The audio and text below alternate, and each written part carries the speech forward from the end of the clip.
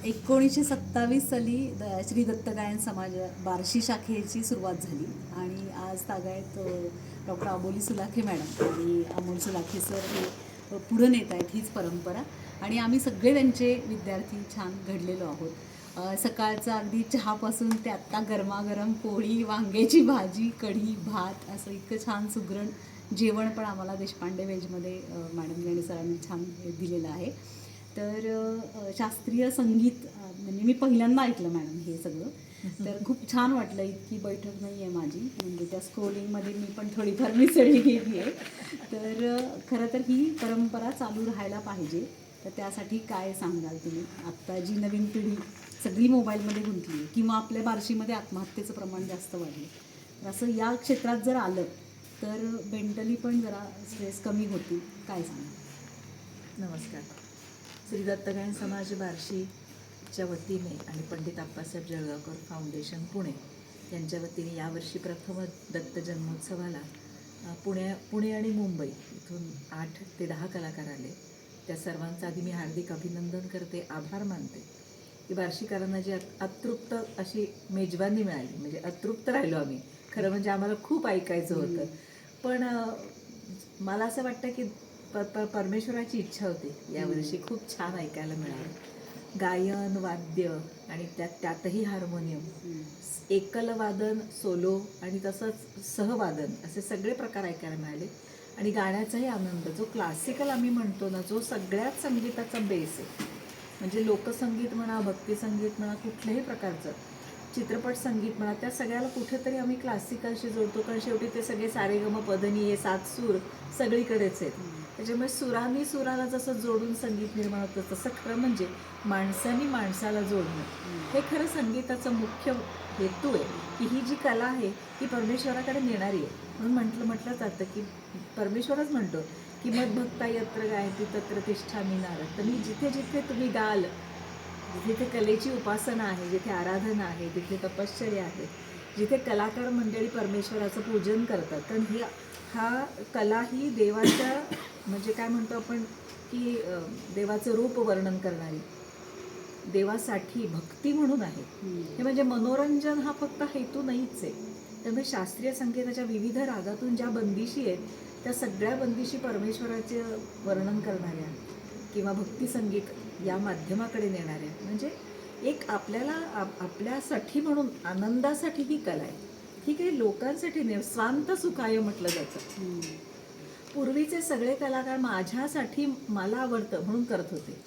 आता फक्त लोकांसाठी आपल्याला आवडलं की ते लोकांना आवडतंच. म्हणजे ही कलाच अशी आहे की ज्याच्यात सगळे स्वतःचं सगळं सर्जन परमेश्वराच्या माध्यमातून आपल्याला जे आवडतं ते आपण लोकांपर्यंत पोहोचवतो. मला वाटतं हे सगळे पुण्याचे कलाकार जे आले बार्शीला, त्याचा खूप आनंद बार्शीतल्या सगळ्या क्लासच्या विद्यार्थ्यांना मिळाला. विविध क्लासची मुलं आली.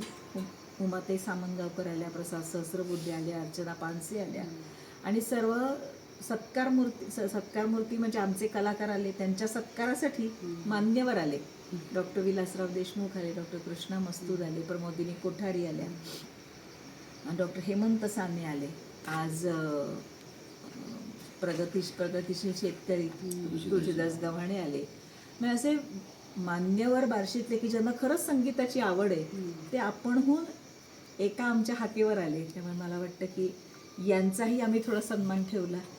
आणि विद्यार्थ्यांना तर मला वाटतं की खूप ऐकायला मिळालं. तरी ते पुन्हा पुन्हा म्हणजे काय बरं, अतृप्तीची भावना राहिलीच की त्यांनी पुन्हा आमच्याकडे यावं आणि आम्हाला पुन्हा अशाच पद्धतीने अमृत बापट सरांचा तबला वादन झालं, उपेंद्र सहस्रबुद्धे सरांचं हार्मोनियम वादन आणि शेवटी उमेश चौधरी यांचं गायन आणि काल झालेले सगळे कलाकार.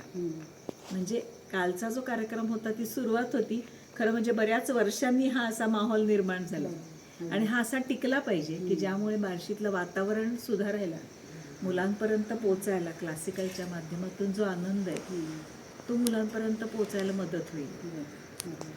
त्यामुळे काल आलेल्या भाग्यश्रीताई देशपांडे, त्याच्यानंतर संजय भावे सर, कौमुदी रास्ते कुलकर्णी, त्यांच्याबरोबर साथीला आलेले सोमेश्वर काळगे सर, आज आलेले माधव मोडक, मला वाटतं मी बहुतेक सगळ्या कलाकारांची आभार मानते आणि या सगळ्यांना एकत्र आणणारे सुरेश जाधव सर, मंगेश झाडे आणि पंडित आप्पासाहेब जळगावकर यांना नमन करते. आणि जन्मशताब्दी निमित्त असेच कार्यक्रम त्यांच्या हातून घडो. आम्हालाही काही सेवेची संधी दिली बार्शीकरांना तर आम्ही नक्की विद्यार्थ्यांना घेऊन येऊ तुमच्यासोबत. खरंच आहे अगदी.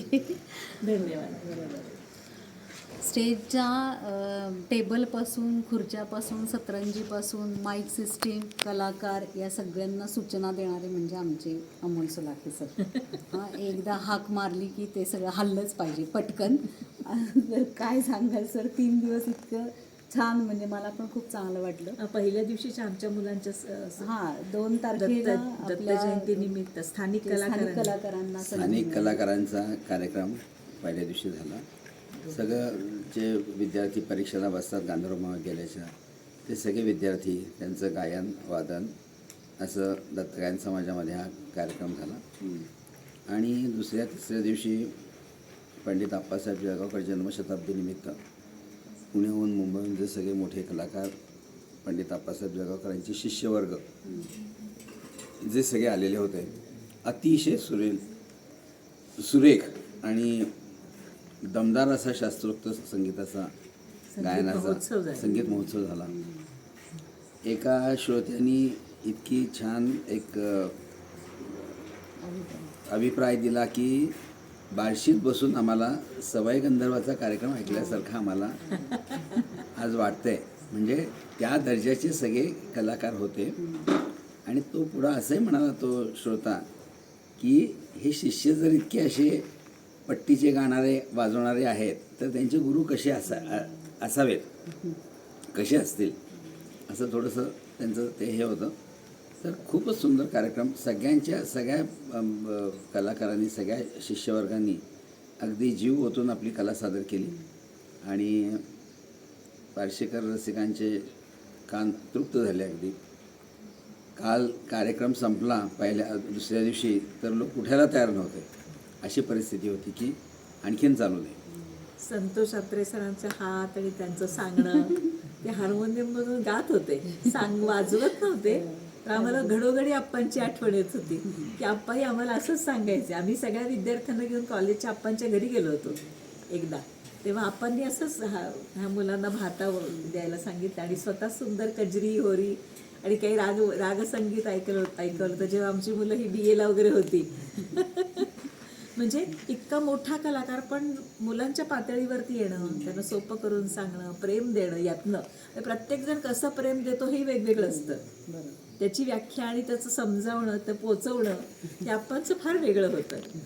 म्हणजे त्यांनी इतक्या लोकांना घडवलं म्हणजे किती वेळ दिला असेल. आणि आता आपण सहज म्हणतो मला वेळ नाही.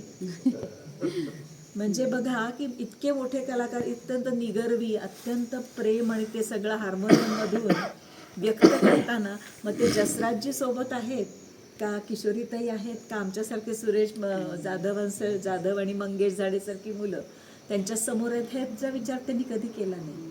तर त्यांनी मनापासून जे काही आहे ते सगळं वाटलं. म्हणूनच खास खरं म्हणजे ह्यांच्याकडे इतकं भरभरून आहे की हे पुढच्या मुलांपर्यंत पोचवतात. आम्ही सर्वांचे आभार मानते की सगळेजण अत्यंत प्रेमाने आले. आम्ही जी काय यांची व्यवस्था केली ते पण त्यांनी गोड मानलं. अशाच पद्धतीने आपण पुन्हा पुन्हा बार्शीला यावं.